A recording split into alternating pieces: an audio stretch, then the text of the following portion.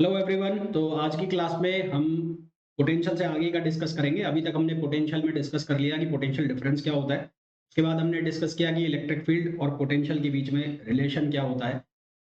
उसके आगे हम बढ़े उसके पहले हम डिस्कस करेंगे इलेक्ट्रोस्टैटिक एनर्जी। तो इलेक्ट्रोस्टैटिक एनर्जी को डिफाइन कैसे करते हैं कि एक सिस्टम को हमें असेंबल करना है। असेंबल करने का मतलब है चार्ज कॉन्फ़िगरेशन से एक पूरा सिस्टम बनाना है। तो उसको बनाने के लिए जो वर्क लगेगा, जो एनर्जी जाएगी, उसको हम क्या कहेंगे? Electrostatic energy. यानी कि आप लिख सकते हो work required to assemble the system. दूसरी इसकी डेफिनेशन क्या हो सकती है? दूसरी डेफिनेशन हो सकती है कि एक सिस्टम है, उसके अंदर हमें चार्ज को डिस्ट्रीब्यूट करना है। तो चार्ज को डिस्ट्रीब्यूट करने में भी जो एनर्जी जाएगी that is known as electrostatic energy. Third इसकी डेफिनेशन क्या हो सकती है कि कोई स्फीयर है जिसकी रेडियस बहुत ज़्यादा है। मान लो कि स्फीयर की रेडियस इनफाइनाइट है, तो उसको इनफाइनाइट से और एक given radius, let's suppose given radius है आर, तो इनफाइनाइट से आर रेडियस तक का स्पेयर बनाने के लिए जो एनर्जी जाएगी उसको भी हम क्या कहेंगे? इलेक्ट्रोस्टैटिक एनर्जी कहेंगे। तो इलेक्ट्रोस्टैटिक एनर्जी का मैथमेटिकल एक्सप्रेशन जो है वो दिया जाता है U equals to epsilon naught by 2 integration E square D tau, जहाँ डी टाउ है वॉल्यूम। डी टाउ का मतलब क्या होता है? वॉल्यूम होता है। अब हमने दो तरह के स्पेयर पढ़े हैं। एक स्पेयर जो होलो स्पेयर या कंडक्टिंग स्पेयर होता है, एक होता है सॉलिड स्पेयर। तो सबसे पहले हम पोटेंशियल एनर्जी जो है वो या इलेक्ट्रोस्टैटिक एनर्जी है वो हम निकालेंगे कंडक्टिंग स्फीयर के लिए या होलो स्फीयर के लिए।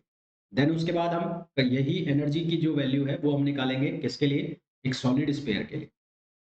तो सबसे पहले अगर हम बात करें एक होलो स्फीयर के लिए या कंडक्टिंग स्फीयर के लिए, तो हमने क्या किया? ये जो एनर्जी का एक्सप्रेशन है integration E square D tau, इसको हमने दो पार्ट में तोड़ दिया। दो पार्ट में कैसे? हमने ये बात की कि जो एनर्जी है वो किसके बराबर है? इनफाइनाइट से या एक बहुत बड़ी रेडियस से छोटी रेडियस में उसको कन्वर्ट कर रहे हैं। तो हमने लिमिट कैसे लगाई? 0 से r, फिर r से और इनफाइनाइट ना, उल्टा चला दिया। तो 0 से r में जो इलेक्ट्रिक फील्ड कंसीडर होगा वो कौन सा होगा? अंदर वाला, इनसाइड। और 0 से r से और इनफाइनाइट में कैपिटल जो इलेक्ट्रिक फील्ड कौन सा कंसीडर होगा? जो बाहर वाला। जब हम बात करेंगे किसकी? जब हम बात करेंगे स्फेरिकल शेल की, होलो स्फीयर की या कंडक्टिंग स्फीयर की, है ना? तो for conducting sphere,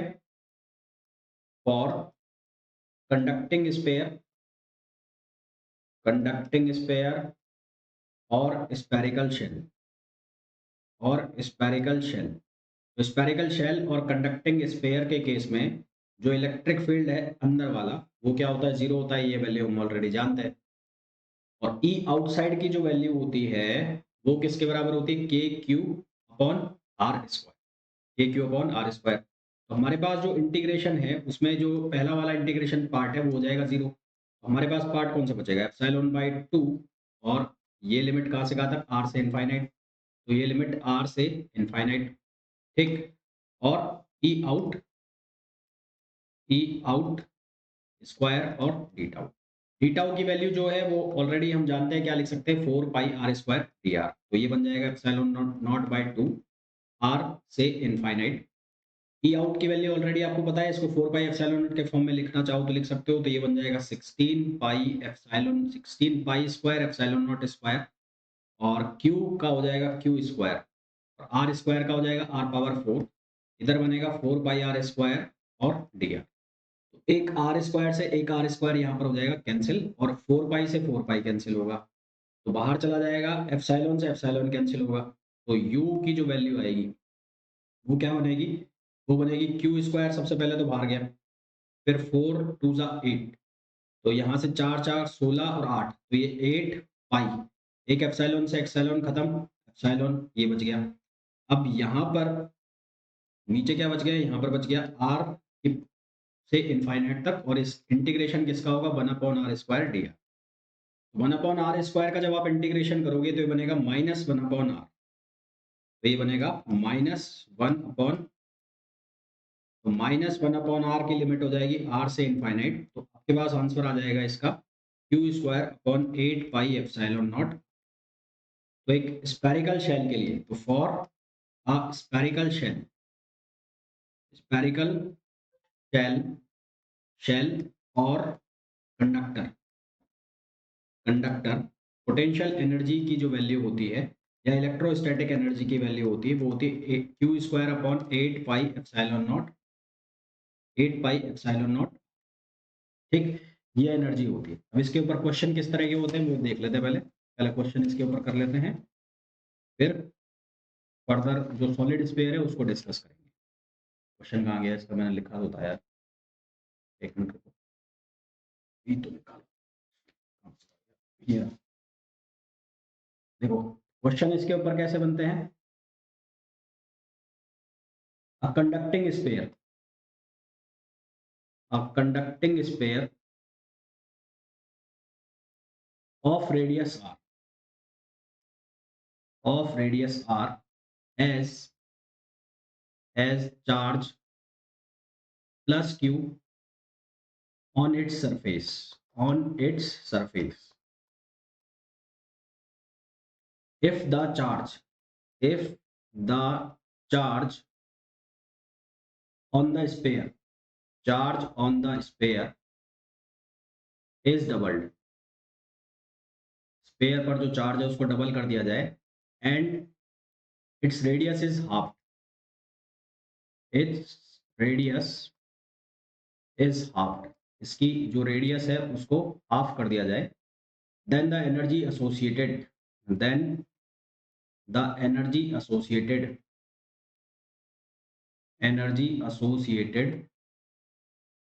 with the electric field, with the electric field, energy associated with the electric field, तो एनर्जी किससे एसोसिएट होगी वो हमें बताना है।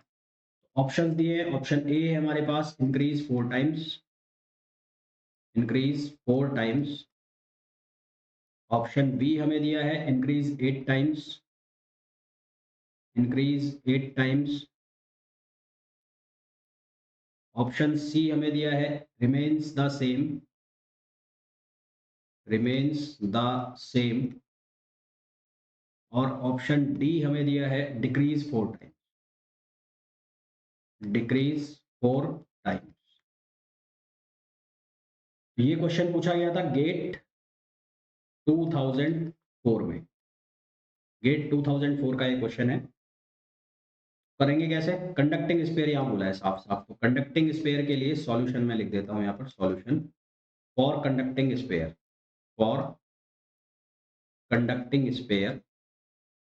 तो कंडक्टिंग स्फीयर के केस में जो एनर्जी होती है, पोटेंशियल एनर्जी, वो कितनी है Q²/8 पाई एप्सिलॉन नॉट। तो यहाँ से साफ साफ देख रहे हो आप कि यहाँ पर बोला गया है कि charge on the sphere is doubled, charge को डबल कर दिया जाए और रेडियस को हाफ कर दिया जाए, यानी कि U1/U2, U2/U1 लिखो, वो ज़्यादा बेटर रहेगा। इसको लिखो आप U2/U1। तो चार्ज को डबल करोगे तो ये बनेगा 4Q², भाई 2 का स्क्वायर 4 हो जाएगा, और रेडियस को हाफ करोगे तो ये हो जाएगा R/2, यानी कि ऊपर जाके हो जाएगा 8, तो ये हो जाएगा 8Q²/R², और नीचे Q²/R² रहेगा ही। तो यहाँ से U2 जो है वो इनिशियल एनर्जी का 8 टाइम्स हो जाएगा। करेक्ट आंसर हमारे पास क्या आ जाएगा, बी आ जाएगा, इंक्रीज 8 टाइम्स, है ना। करेक्ट आंसर हमारे पास क्या आ जाएगा, इंक्रीज 8 टाइम्स। और देखते हैं इसके ऊपर क्वेश्चंस और किस तरह के। फिर नेक्स्ट क्वेश्चन में हमें बोला गया है the amount of energy,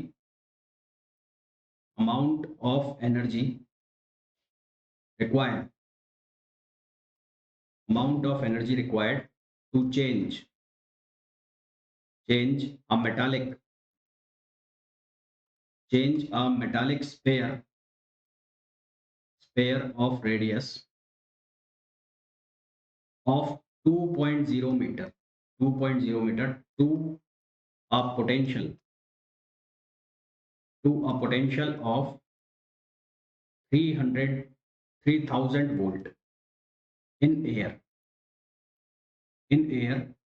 is, option A हमें दिया है 1 × 10⁻³ जूल, ऑप्शन बी हमें दिया है 2 × 10⁻³ जूल, ऑप्शन सी हमें दिया है 3 × 10⁻³ जूल, और ऑप्शन डी हमें दिया है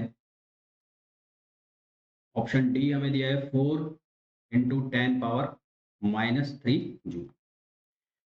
4 ऑप्शंस में दिए। Amount of energy required to charge a metallic sphere. अब मेटालिक स्फीयर यहाँ पर लिखा है तो इनडायरेक्टली आपको लिखा हुआ है कंडक्टिंग स्फीयर, है ना। मेटालिक स्फीयर है तो ये कौन सा है, कंडक्टिंग स्फीयर। तो यहाँ पर भी फॉर्मूला तो सेम लगेगा, तो सेम क्या लगेगा, Q²/8πε0। तो आप इसको ऐसे लिख लो 1/2 और Q²/4πε0। 1/4πε0 को आप लिख सकते हो K, क्या लिख सकते हो, K। तो अमाउंट ऑफ एनर्जी रिक्वायर्ड, तो इसको मैंने लिख लिया KQ²/2R। तो K की वैल्यू आप लिख दो 9 इंटू 10 पावर। Q की जो वैल्यू है, पोटेंशियल दिया हुआ है, कितना दिया हुआ है, 3000 वोल्ट।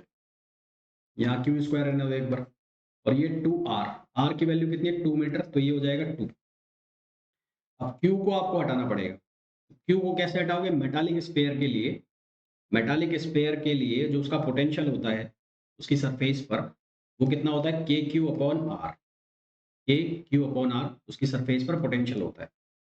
तो यहाँ से आपको निकालना है Q, तो Q की वैल्यू क्या हो जाएगी, VR/K, है ना, VR/K। ये किसकी वैल्यू हो जाएगी, Q की वैल्यू हो जाएगी।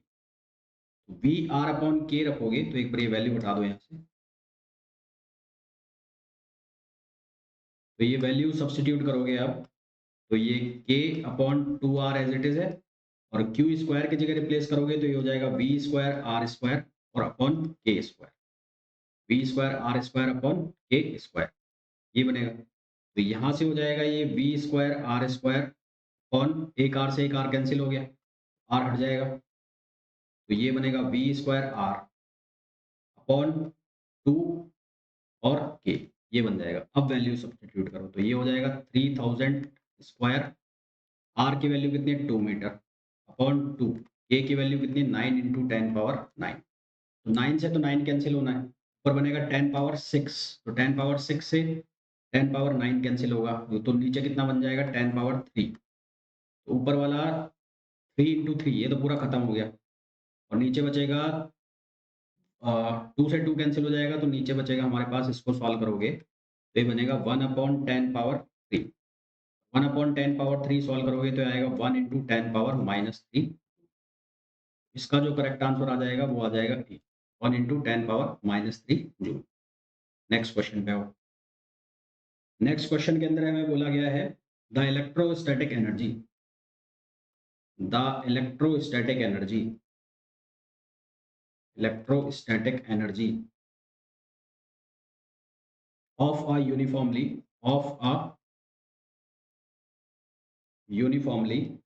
charged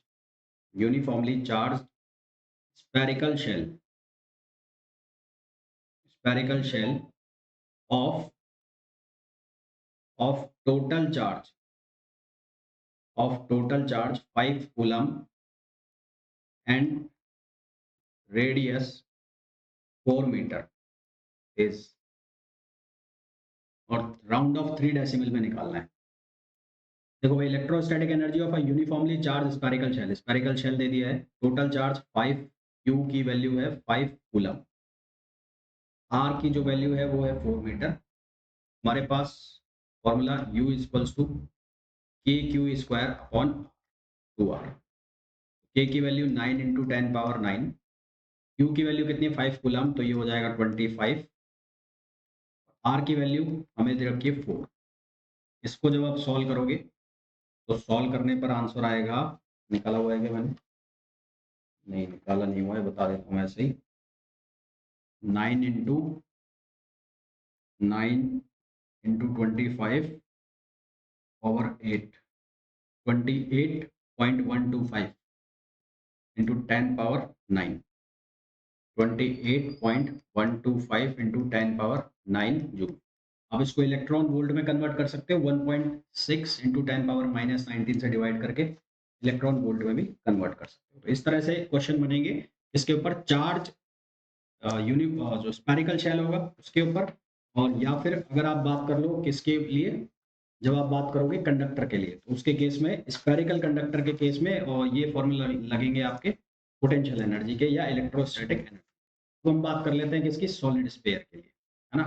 अब हम बात कर लेते हैं किसके लिए, सॉलिड स्फीयर। तो नेक्स्ट पेज पे आ जाते हैं, electrostatic energy for solid sphere. Electrostatic energy, energy for solid sphere. Solid sphere की इलेक्ट्रोस्टैटिक एनर्जी हमें निकालनी है। सॉलिड स्फीयर की इलेक्ट्रोस्टैटिक एनर्जी निकालनी है, उसके पहले हमें दो चीजों का पता होना चाहिए। तो एक, उसके अंदर इलेक्ट्रिक फील्ड की वैल्यू क्या होगी और उसके बाहर इलेक्ट्रिक फील्ड की वैल्यू क्या होगी। तो सॉलिड स्फीयर है, तो सॉलिड स्फीयर के अंदर इलेक्ट्रिक फील्ड का जो फॉर्मूला होता है वो होता है rho R upon 3 epsilon naught. Rho R upon 3 epsilon naught. और इसको जब हम किसके फॉर्म में लिखते हैं, इसको हम क्यू के फॉर्म में लिखते हैं। तो यहाँ से कन्वर्ट करके बना लो इसको, क्यू के फॉर्म में लिखते हैं। तो रो क्या होता है, चार्ज अपॉन वॉल्यूम, है ना। चार्ज अपॉन वॉल्यूम से बनाते हो तो 4/3 पाई आर क्यू। तो यहाँ से ये फॉर्मूला बनता है Q upon Q R upon, ये बनता है 4 पाई एप्सिलॉन नॉट और आर क्यू। ये फॉर्मूला बन जाता है 4 pi epsilon naught R Q. Outside के लिए जो फॉर्मूला बनता है वो हमें पहले ही पता है, उसकी वैल्यू क्या होती है, उसकी वैल्यू होती है Q upon 4 pi epsilon naught और आर स्क्वायर। अब आपको सिर्फ ये करना है कि वो जो हमने लिमिट्स लगाई थी एप्सिलॉन अपॉन 2, तो वो लिमिट में पहली लिमिट थी 0 से आर और एक लिखा गया था ई इनसाइड और डेल टाउ। और दूसरी लिमिट हमने बनाई थी आर से इनफाइनाइट, ई आउटसाइड और ये डेल टाउ। तो अब ये दोनों वैल्यू रखी जाएगी, इनसाइड की भी और आउटसाइड की भी। एप्सिलॉन अपॉन 2 0 से आर, तो ये वाली वैल्यू रखोगे पहले, तो ये वाली वैल्यू रखोगे तो क्या बनेगा, Q square R square upon 16 pi square epsilon naught square R power 6। और डेल टाउ, डेल टाउ को अब क्या लिख दोगे, 4 पाई आर स्क्वायर और डी आर प्लस, यहाँ आर से इनफाइनाइट, ई आउट को आप क्या लिखोगे, Q square upon 16 pi square epsilon naught square R power 4, और इसको आप लिख दोगे 4 पाई आर स्क्वायर और डी आर, है ना। ये तो ठीक वैसे ही हो जाएगा जैसे पहले था। तो इसका सॉल्यूशन तो आपको पहले पहले से ही पता है भाई, इसका सॉल्यूशन तो आप जानते ही हो। इसका सॉल्यूशन कितना आएगा, इसका सॉल्यूशन आएगा Q square upon 8 pi epsilon naught. इसका सॉल्यूशन तो ये आ ही जाएगा। इसका सॉल्यूशन चाहिए आपको, इसका, इसके सॉल्यूशन के लिए सिंप्लीफाई करो चीज़ों को, तो उसको हम नेक्स्ट पेज पे लिख लेते हैं। इसके सॉल्यूशन के लिए u की वैल्यू, इसमें से कॉमन कौन कौन निकल रहा है, देखो एप्सिलॉन नॉट से एप्सिलॉन नॉट कैंसिल, फिर ये नीचे बनेगा 8 पाई। तो पहले जो सिंप्लीफाई इजीली हो रहे हैं उनको निकाल लो। तो ये क्यू स्क्वायर बाहर आएगा, ये 8 पाई एप्सिलॉन नॉट बनना ही। तो 16 पाई स्क्वायर 4 पाई, ये खत्म, 2 का सॉल्यूशन हो गया एप्सिलॉन, एप्सिलॉन सॉल्यूशन सॉल्व हो गया। एक बाहर आएगा आर पावर 6, ये वाला आर पावर 6 बाहर आ जाएगा। इंटीग्रेशन में कौन चला जाएगा, आर स्क्वायर और आर स्क्वायर, यानी कि R power 4, R power 4 D R, ये बन जाएगा। और ये कहाँ से कहाँ तक है, 0 से, उसको आप ऑलरेडी सॉल्व कर ही चुके हो, Q square upon 8 pi epsilon naught. इसका सॉल्यूशन लिखना है आपको, तो ये बनेगा Q square upon 8 pi epsilon naught R power 6, और ये बनेगा आर पावर 5 अपॉन 5। तो यहाँ से एक आर कैंसिल हो जाएगा, और ये हो गया Q square upon 8 pi epsilon naught R. तो यहाँ से ये आर पावर 6 और ये हो गया 8 4, पूरे में से कॉमन निकाल लो, Q square upon 8 pi epsilon naught R, ये पूरे में से कॉमन निकल गया। हमारे पास बचा 1/5 प्लस 1, 1/5 प्लस 1। इसको जब हम सिंप्लीफाई करेंगे तो हमारे पास आंसर आएगा 3 Q square upon 20 pi epsilon not, है ना। ये हमारे पास फॉर्मूला आ गया इसका, एक सॉलिड स्फीयर। तो ये एनर्जी हो गई किसकी, सॉलिड स्फीयर की। अब आपके पास दो एनर्जी आ गई। तो फॉर होलो और स्फेरिकल और कंडक्टिंग, और कंडक्टिंग स्फीयर, इनके लिए जब आप पोटेंशियल एनर्जी लिखोगे तो वो क्या लिखोगे, Q square upon 8 pi epsilon naught. और जब आप किसके लिए लिखोगे, सॉलिड स्फीयर के लिए, तो सॉलिड स्फीयर के लिए जो आप पोटेंशियल एनर्जी लिखोगे वो लिखोगे 3 Q square upon 20 pi epsilon not, ठीक है, 20 पाई एप्सिलॉन नॉट। तो ये आपको याद रखना है। ये सीधे सीधे फॉर्मूले बन गए इसके सॉलिड स्फीयर के और स्फेरिकल शेल की पोटेंशियल एनर्जी। ठीक है।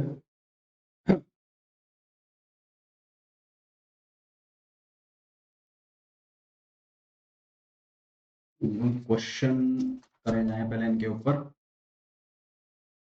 एक मिनट, 2 3 6 2 चौकट, हाँ 3/20। ठीक। क्वेश्चन क्वेश्चन हमें दिया गया है, क्वेश्चन में बोला गया है टू यूनिफॉर्मली निकालना क्या है, इसमें पोटेंशियल निकालनी है ना, अभी नहीं, ये क्वेश्चन नहीं है इसके ऊपर, सॉलिड स्फीयर के ऊपर नहीं है, रुकना पड़ेगा, पहले पोटेंशियल निकालनी पड़ेगी फिर करेंगे इसके ऊपर, थोड़ा सा वेट करना पड़ेगा करने के लिए। ये निकाली ली हमने कंडक्टिंग की, ये क्वेश्चन हमने कर लिए। ठीक है, चलो अब हम 2.4 सिस्टम की बात कर लेते हैं, 3.4 सिस्टम की बात कर, पहले हम बात कर लेते हैं 2.4 सिस्टम के लिए, उसकी जो एनर्जी है वो क्या बनेगी, फिर हम बात करेंगे 3 पॉइंट के लिए एनर्जी क्या बनेगी, उनकी हम बात करेंगे। तो पोटेंशियल एनर्जी क्वेश्चन बाद में करेंगे। Potential energy, potential energy for 2.4 system,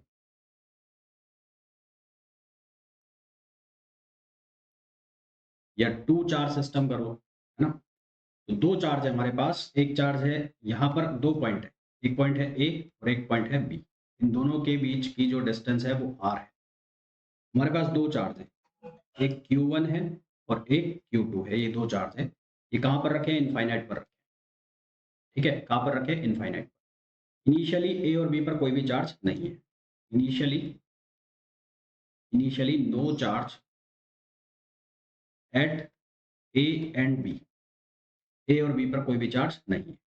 सबसे पहले हम क्या करें कि Q1 को चाहे Q2 को, जो जैसी तुम्हारी श्रद्धा हो वैसा करो, तो Q1 को हम उठाकर लेके आते हैं बी पर, तो यहाँ से यहाँ तक लेके आए, Q1 को लेके आए, तो जब हम Q1 को कहाँ तक लेके आएंगे, बी तक लेके आएंगे, है ना, Q1 को कहाँ तक लेके आएंगे, बी तक।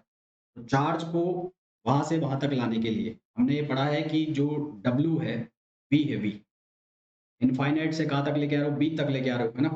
तो डब्ल्यू बी, जो डब्ल्यू बी बनना चाहिए तुम्हारा वी बी, वो किसके बराबर होगा, डब्ल्यू अपॉन क्यू। तो क्योंकि बी पर कोई पोटेंशियल ही नहीं है, पोटेंशियल कब होगा, जब चार्ज होगा, तो बी पर कोई पोटेंशियल ही नहीं है, तो जो वर्क डन होता है वो किसके बराबर होता है, क्यू इंटू डेल्टा वी। अब इनफाइनाइट पर जो पोटेंशियल है वो तो कितना होता है, जीरो। इनिशियली बी पर कोई भी चार्ज नहीं है, चार्ज नहीं है तो पोटेंशियल नहीं है, तो इनिशियली जब हम चार्ज Q1 को बी पॉइंट तक लाएंगे तो मैथमेटिकल वर्क जो होगा वो कितना होगा, जीरो, है ना। तो work work done to bring the charge, bring the charge from infinite to b। तो चार्ज कौन सा लेके आ रहे हैं हम, Q1 लेके आ रहे हैं, तुम चाहो तो Q2 भी ला सकते हो, ऐसी कोई दिक्कत नहीं है कि Q1 ही लाना, तो B तक लेके आ रहे हैं, तो उसकी वैल्यू कितनी होगी, W1 की वैल्यू कितनी हो गई, जीरो। जीरो क्यों हो गई, क्योंकि इनिशियली कोई भी पोटेंशियल वहां पर नहीं, मैं लिख भी देता हूँ, because there is no initial potential, कोई भी वहां पर इनिशियल पोटेंशियल नहीं है। तो अब हमने क्या करा, अब यहाँ पर चार्ज की प्रेजेंस होगी, अब जो नया सिस्टम बना उसमें ए के ऊपर कोई चार्ज नहीं है और अब बी के ऊपर चार्ज है, बी के ऊपर चार्ज आ गया, मतलब अब बी के ऊपर तुमने Q1 को लाकर छोड़ दिया है। अब तुम्हें Q2 को लेके आना है, कहां से कहां तक, यहां से यहां तक तुम्हें Q2 को लेके आना। अब ये जो Q1 आया है किसके ऊपर आ गया, बी के ऊपर Q1 आ गया, तो इस Q1 की वजह से पोटेंशियल जनरेट होगा किसके ऊपर, ए के ऊपर, है ना। क्यों, क्योंकि अब ए की जो रीजन है, ए की जो विसिनिटी है, ए के पास एक चार्ज आ चुका है जो कि उस पर क्या क्रिएट करेगा, जनरेट करेगा पोटेंशियल। तो अब ए पॉइंट पर उस Q1 चार्ज की वजह से पोटेंशियल जनरेट हो, potential potential due to charge Q, potential due to charge Q1 at A, उसको मैं VA लिख देता हूं और उसकी वैल्यू कितनी हो जाएगी, KQ1 अपॉन आर, दोनों के बीच की डिस्टेंस कितनी दिया, आर। तो अब कुल मिलाकर सीन ऐसा है कि ये चार्ज है, ये चार्ज है, इन दोनों के बीच की डिस्टेंस है आर, और यहाँ पर अब पोटेंशियल जनरेट हो गया VA, यहाँ पर चार्ज है Q1, और अब ये वाला चार्ज तुम्हें Q2 जो चार्ज है वो लेके आना है, और ये इनफाइनाइट पर है। ठीक है साहब? तो अब जब आप इसको यहाँ से यहाँ तक लेके आओगे Q2 चार्ज को, तो अब काम होगा, क्योंकि यहाँ पर अब पोटेंशियल आ गया। तो work done to bring the charge Q2 from infinite to A. तो वर्क डन की वैल्यू अब कितनी होगी? वर्क डन होगा Q2 इंटू वी ए। भाई इनफाइनाइट पर तो पोटेंशियल 0 है, तो वर्क डन को लिख दिया मैंने W2 से। W2 की जो वैल्यू है वो किसके बराबर हो जाएगी? वो बराबर हो जाएगी Q2 इंटू के Q1 अपॉन आर। तो ये बन जाएगा के Q1 Q2 अपॉन। तो नेट वर्क डन की जो वैल्यू हो जाएगी, नेट वर्क डन दो चार्ज के सिस्टम में, वो कितना हो जाएगा? W1 और W2। W1 तो 0 है, कितना हो जाएगा ये? के Q1 Q2 अपॉन। और यही वर्क डन किसके बराबर हो जाएगा? Potential energy. तो दो चार्ज के सिस्टम के लिए जो पोटेंशियल एनर्जी का फॉर्मूला है वो कितना हो गया? के Q1 Q2 अपॉन आर। ठीक। अब हम निकालेंगे थ्री चार्ज सिस्टम के लिए। इसके लिए थ्री चार्ज सिस्टम के लिए तो पोटेंशियल एनर्जी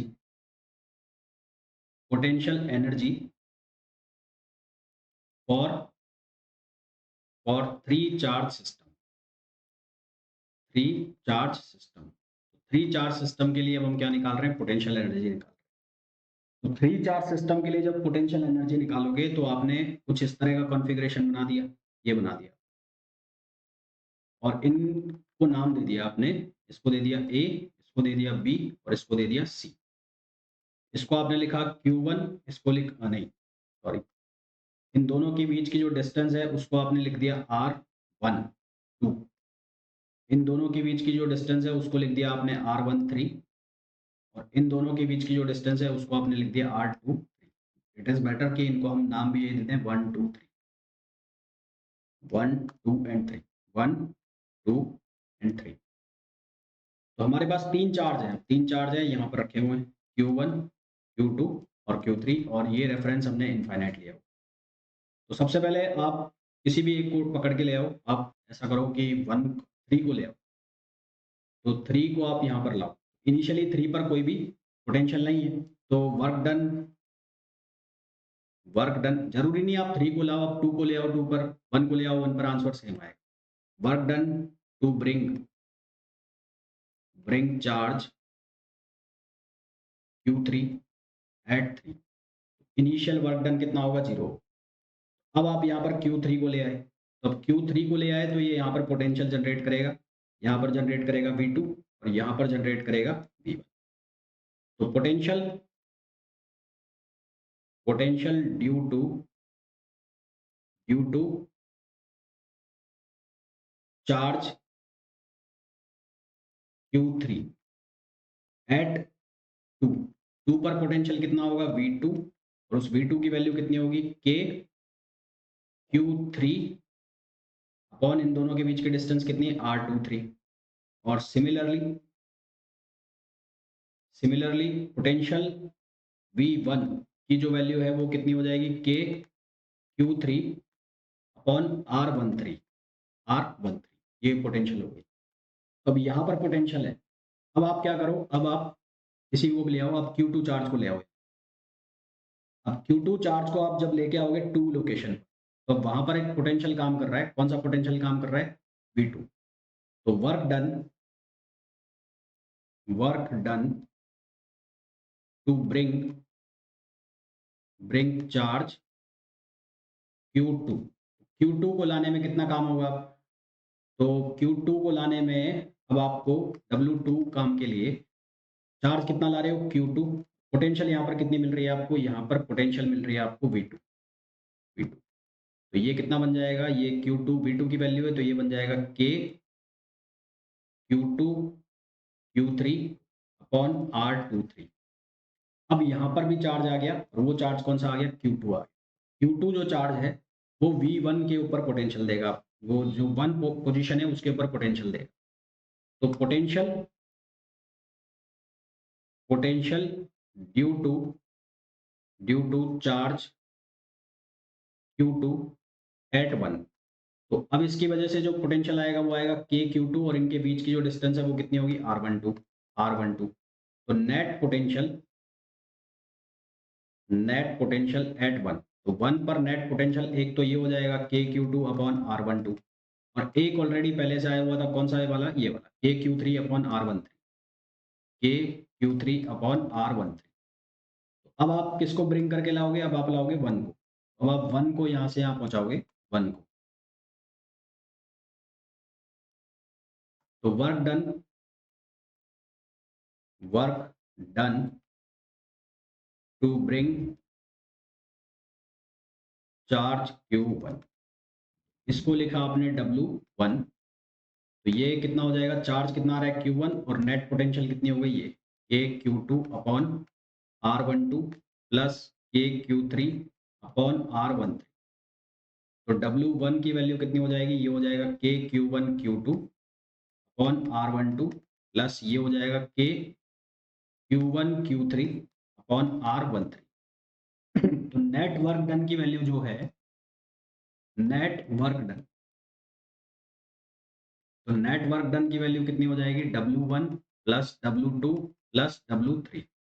तो यहाँ से हमारे पास वर्क डन बन जाएगा, वो बनेगा KQ1 Q2 upon R12 plus KQ2 Q3 upon R23 और KQ1 या 3 अपॉन R13।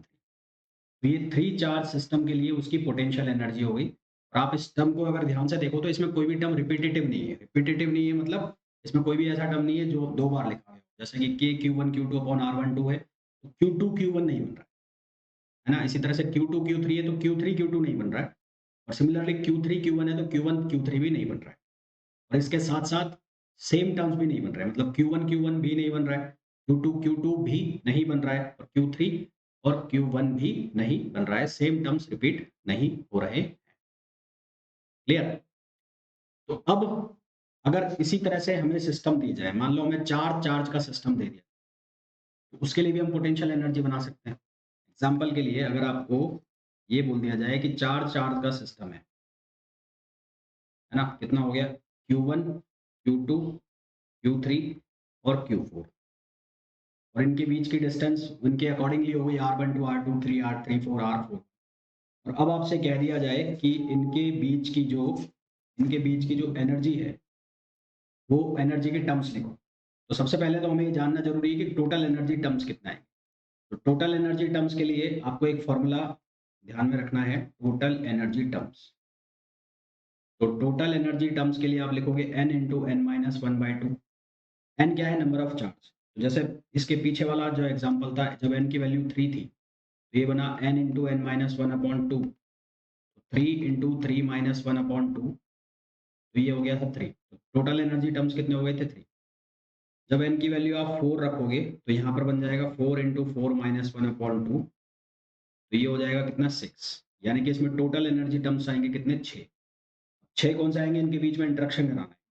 ये जो एनर्जी है, ये सिंगल टर्म आ रहा है, इसको हम कहते हैं इंटरेक्शन की एनर्जी। दो के बीच में आपस में बातचीत होना है, इंटरेक्शन होना। तो कौन-कौन से बनेगा, एक तो Q1 Q2 का बनेगा, तो इसको लिख दो के Q1 Q2 अपॉन R12। कोई भी टर्म्स रिपीट नहीं होनी चाहिए, है ना? फिर दूसरा बना लो Q2 Q3 का, तो R23। फिर बना लो Q3 और Q4 का, R34। फिर बना लो 4 1 का, के Q4 Q1 और R14। 2 टर्म्स बच गए। 2 टर्म्स कौन से बन जाएँगे, एक तो ये बन जाएगा, ये वाला, और एक बन जाएगा ये वाला। 2 टर्म्स कौन से बन जाएँगे, यहाँ करके लिख देता हूँ प्लस। एक बन जाएगा के Q1 Q3, K1 Q3 upon R13, और एक बन जाएगा के Q2 Q4 अपॉन R24। तो इस तरह से ये 6 टर्म्स बन गए। तो इस तरह से आपको इनके टर्म्स बनाने, कौन से टर्म्स कैसे, किस तरह से बनेंगे। अब अगर हमें n चार्ज के सिस्टम के लिए कह दिया जाए, है ना? तो in case of n charge distribution और डिस्क्रीट चार्ज डिस्ट्रीब्यूशन, उसके केस में जो एनर्जी का फॉर्मूला है वो हम कैसे लिखेंगे, उसको हम लिखेंगे 1/2 4 pi epsilon naught algebraic summation. I की वैल्यू जे के इक्वल नहीं होनी चाहिए और क्यू आई क्यू जे और आर वन जे। मैंने ये क्यों लिखा है आई की वैल्यू जे के इक्वल नहीं होनी चाहिए, क्योंकि हमने जो टर्म्स देखे उनमें कोई भी ऐसा टर्म नहीं था जिसमें Q1 आया हो, R1 आया हो। तो A1 और 2 यानी कि आई और जे की वैल्यू हमेशा एक दूसरे से अलग है। फिर इसको हमने 2 से डिवाइड क्यों कर दिया? 2 से डिवाइड इसलिए कर दिया क्योंकि अगर कोई रिपीटेटिव टर्म है, रिपीटेटिव टर्म का मतलब एक बन गया Q1 K Q1 Q2 upon R12, तो एक ये भी बन सकता है Q2 Q1 अपॉन R21, तो वो दोनों सेम वैल्यू देंगे। तो ऐसे रिपीटेटिव टर्म्स के लिए हमने किससे इसको डिवाइड कर दिया? 2 से डिवाइड कर दिया, है ना? 2 से डिवाइड कर दिया, तो ये हमारे पास फॉर्मूला बन गया एन चार्ज डिस्ट्रीब्यूशन। तो अब हमारे पास पोटेंशियल एनर्जी के लगभग सारे फॉर्मूला। एक हमने लिखा स्फेरिकल शेल के लिए, spherical shell, conducting shell, conducting sphere, सबके लिए फॉर्मूला कितना था? Q square upon 8 pi epsilon R. Solid sphere के लिए हमने फॉर्मूला लिखा 3 Q square upon 20 pi epsilon R. फिर हमने जो इंटरेक्शन, दो चार्जेस के बीच का इंटरेक्शन का फॉर्मूला दो चार्ज के लिए लिखा हमने, वो बना के Q1 Q2 upon R, 4 pi epsilon naught R होता है, उसको हमने लिख दिया के से। इसी तरह से 3 चार्ज सिस्टम के लिए निकाल लिया, इसी तरह से हमने n चार्ज सिस्टम के लिए निकाल लिया। तो ये सारे हमने बातें की इसकी एनर्जी की। नेक्स्ट लेक्चर में हम इसके ऊपर कुछ क्वेश्चंस डिस्कस करेंगे एंड देन उसके बाद हम जो स्पेसिफिक पोटेंशियल्स होते हैं, अलग अलग केस के पोटेंशियल होते हैं, डिस्क का पोटेंशियल, स्फीयर का पोटेंशियल, वो हम फाइंड आउट करेंगे। पोटेंशियल हमारा परसों परसों तक फिनिश हो जाएगा, पोटेंशियल का और स्फीयर का सारा। फिर उसके बाद हम स्पेसिफिक जो कुछ केसेस हैं इलेक्ट्रिक फील्ड के, उनको हम डिस्कस करेंगे। फिर उसके ऊपर कुछ क्वेश्चन करेंगे, तो ये पूरा हमारा पोर्शन खत्म हो जाएगा। इलेक्ट्रिक फील्ड, पोटेंशियल और पोटेंशियल एनर्जी, ये सब खत्म। उसके बाद हमारा स्टार्ट हो जाएगा डाइलेक्ट्रिक, है ना? Polarisation and dielectric. पोलराइजेशन और डाइलेक्ट्रिक चलेगा करीबन आपका 3 से 4 दिन, पोलराइजेशन डाइलेक्ट्रिक। और 3-4 दिन के बाद फिर उसके बाद आपका उसमें चलेगा boundary conditions and image charge, वो करीबन 2 से 3 दिन चलेगा। और उसमें एक और लेक्चर आएगा, और तो करीबन 12 से 13 तारीख तक की जो 14 तारीख तक ही मान लें, जो इलेक्ट्रोस्टैट्स वाला पोर्शन है या इलेक्ट्रिक फील्ड वाला पोर्शन है वो फिनिश हो। फिर उसके करीबन 6-7 दिन आपका चलेगा मैग्नेटोस्टेट्स, और फिर जो ईएमआई वाला पोर्शन है, जो कि इम्पोर्टेंट पोर्शन है, ईएम वेव्स, पोलराइजेशन वाला पोर्शन है, वो चलेगा, है ना? तो अराउंड अराउंड मान के चलें कि 22 तारीख तक आपका जो इलेक्ट्रोस्टैट्स है या ईएमटी है वो फिनिश हो जाएगा, 22 से 23 तक। इसी बीच 15 या 16 से हम दूसरा सब्जेक्ट भी स्टार्ट करेंगे, that is mathematical physics. Mathematical physics से आपका 15 या 16 से स्टार्ट हो जाएगा। ठीक, तो मिलते हैं नेक्स्ट क्लास में। Till then thank you.